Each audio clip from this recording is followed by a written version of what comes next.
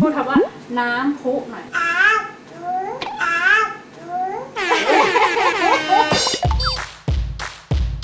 ชอบพุ่งเลยลูกเบลลี่นมอยู่ไหนนม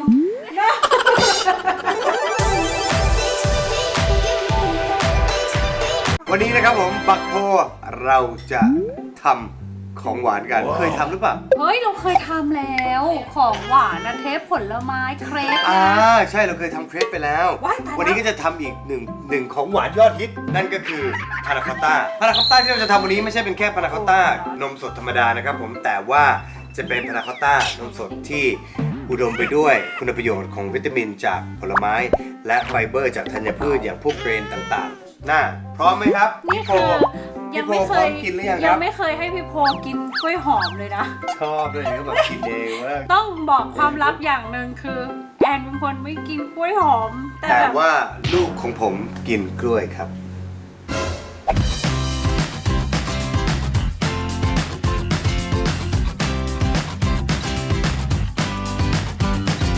โชว์ผ้ากันเปื้อนหน่อยพี่นะพานาคอตต้ารวมมิตรวันนี้เรามีผ้ากันเปื้อนแนวใหม่นะคะผ้ากันเปื้อนอันนี้เราได้มาจากเมืองอะไรคะคุณพ่อนีสครับผมคือเป็นเมืองที่แบบมีซอกมีซอยแคบๆแต่แบบแฝงไปด้วยร้านอาหารแล้วแบบมีวัฒนธรรมเขาเรียกมันมีความเป็นโฮมี่กว่าน่ารักไหมนีสน่ารักดีซื้อเลยใช่ไหมมาเรามาเริ่มทำพานาคอตต้าดีกว่าครึ่งลูกแล้วจ้าไปเลยเดี๋ยวไปก่อนไปเล่นกับยายก่อนและผมเชื่อว่าเพื่อนๆทุกคนต้องคิดว่าในเมื่อยายแกไม่เคยเปลี่ยนชุดเลยทำไมพ่อกับแม่ต้องเปลี่ยนชุดคือเหมือนจะหลอกทุกคนว่าเราถ่ายคนละวันกันคือจริงๆแล้ววันนึงเนี่ยเราถ่ายประมาณ 3-4 เทปขึ้นอยู่กับคิวว่างของคุณพ่อคิวคุณพ่อเนี่ยแน่นมากแต่ช่วงนี้เราเริ่มมีเวลาแล้วปิดกล้องแล้วเขาถ่ายไป2 เรื่องแล้วโอเคอยากให้ทุกคนคอมเมนต์มานิดนึงถึงเวลาเนี้ยคุยกันถึงเรื่องแม่มดเจ้าเสน่ห์แล้วก็สลิปเลสเนาะเรื่องบนเตียงทุกครั้งเธอไปไหนถ่ายละครถ่ายอะไรหรอเรื่องบนเตียงทำหน้าแบบก็เรื่องบนเตียงแล้วคนเป็นเมียถามว่าผัวบอกว่าไปถ่ายเรื่องบนเตียงคิดยังไงคะเอาเป็นว่าตอนนี้เนี่ยนะครับผมเราใช้นมวัวประมาณ100 กรัมนะครับแล้วก็ส่วนที่จริงเนี่ยขอเบรกนิดนึงปกติน้องโพเขายังไม่กินนมวัวแต่ว่าแทรกนิดๆหน่อยๆได้เอานมผงของลูกเนี่ยใส่ลงไปในนมวัวน้ำตาลผมขอใช้ประมาณสัก2 ช้อนก่อนนะฮะ2 ช้อนนิดๆพอนะครับและก็จะต่อด้วยฮันนี่ไหนเรียกเมียฮันนี่นะครับอันนี้ต้องรีบก่อนนะครับแล้วก็นะสักวน3 ครั้งเนี่ยได้ประมาณ1 ช้อนโต๊ะแต่ต้องขออธิบายนิดนึงว่าอย่างน้ำผึ้งแล้วตอนนี้เราก็จะขอคนเรื่อยๆถ้ายังไม่ถึงขวบเนี่ยไม่แนะนำให้กินโดยเฉพาะทางเมืองนอกเนี่ยเรื่องภูมิแพ้เรื่องแอลเลอร์จีเนี่ยเขาจะเป็นกันเยอะมากและหลายๆคนก็จะเป็น pollen allergy ก็คือแพ้เรื่องเกสรดอกไม้เพราะฉะนั้นในน้ำผึ้งเนี่ยนะฮะก็จะมีการผสมส่วนผสมของเกสรดอกไม้ที่เป็นจากธรรมชาติที่ผึ้งเนี่ยไปดื่มมา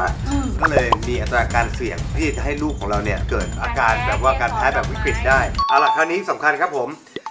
แผ่นเจลาตินนะฮะตอนนี้พูดไม่ได้เงียบ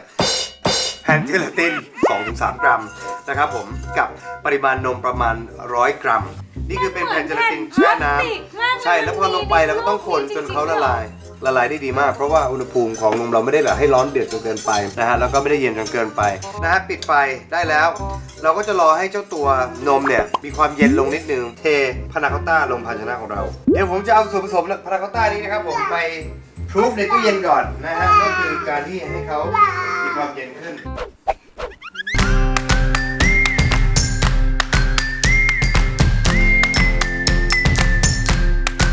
ได้เวลาแล้วครับผมรอแล้วครับผมกับผมนะครับผมก็จะหั่นท็อปปิ้งให้ลูกเรานะครับผมก่อนอื่นตักพวกเกรนแต่ว่าไม่ต้องเยอะมากนะครับประมาณนี้ก็เพียงพอหูอยู่ไหนหูหนูนะครับต่อไปเรามีสตรอเบอรี่ตาอยู่ไหนลูกตาจมูกเหม็นเฉาทำไงเหม็นเฉาปากยังไงลูกตายิ้มหวานให้กล้องทำไงคะยิ้มหวานทำไงคะ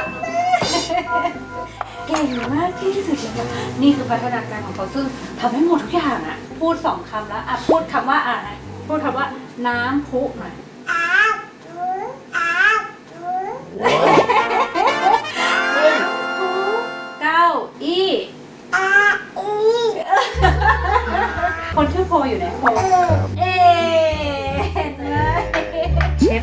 านค่ะเชฟตอนนี้เชฟจะถอดเสื้อแล้วค่ะ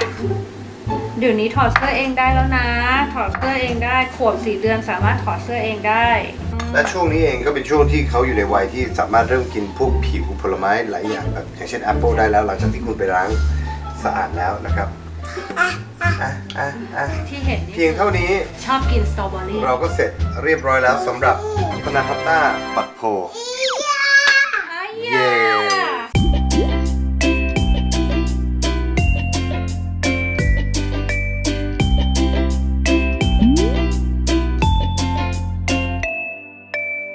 เอาล่ะ